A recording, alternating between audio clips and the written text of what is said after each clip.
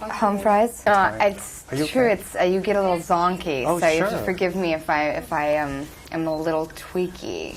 Okay, that's fine. Okay. Well, I'll make it simple. We'll talk about working with Adam. That's great. He's such a great.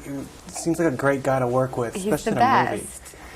I mean, I had dreamed to work with him, and it was something that I put out there, like an affirmation, and sort of through the professional channels, and we had some mutual friends, and finally we just ended up meeting and deciding on this concept and to make a movie together because of mutual admiration, which is an incredible way for a movie to come about. Yeah, yeah. That happened. Will happen before with you in other movies as well. So is that the kind of way you like all your movies to come about? I do like working on them from the ground up. I find it a more fulfilling process to be a part of and collaborate. And it doesn't mean I need to be in everybody's business and get in the way. I just want to swim in the creative pool with everybody. And it helps me also character-wise for development and stuff.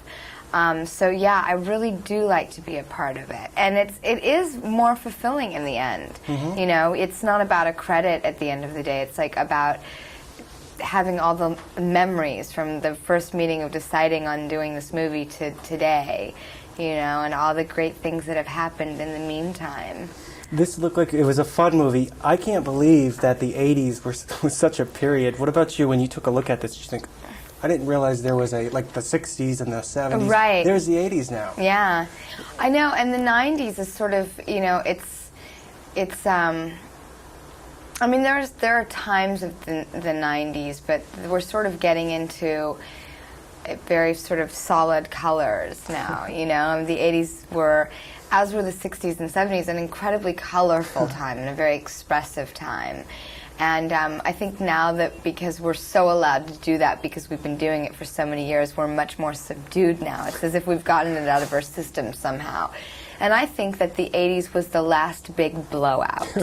And it was the last big rebellion and explosion of expression and color and music and drugs and a purposeful lack of awareness. And yet there were great recreations. I mean, there was like roller skating and clubs and, break dancing and all this great fun stuff too that was going on in the 80s that I kind of miss now. And I appreciated this genre because I thought it was one that would be so attainable for such a vast range of people and such a vast range of age. Because so many of us have lived through the 80s, predominantly most of the people in this world. And right. I find that extremely attainable and relatable, and I love that. I also just think it's a great backdrop for, a love story, this particular love story, which is very real. And it is not homogenized. It is something that not only could truly happen, does, in this life. And I think you watch that knowing that and believing in that.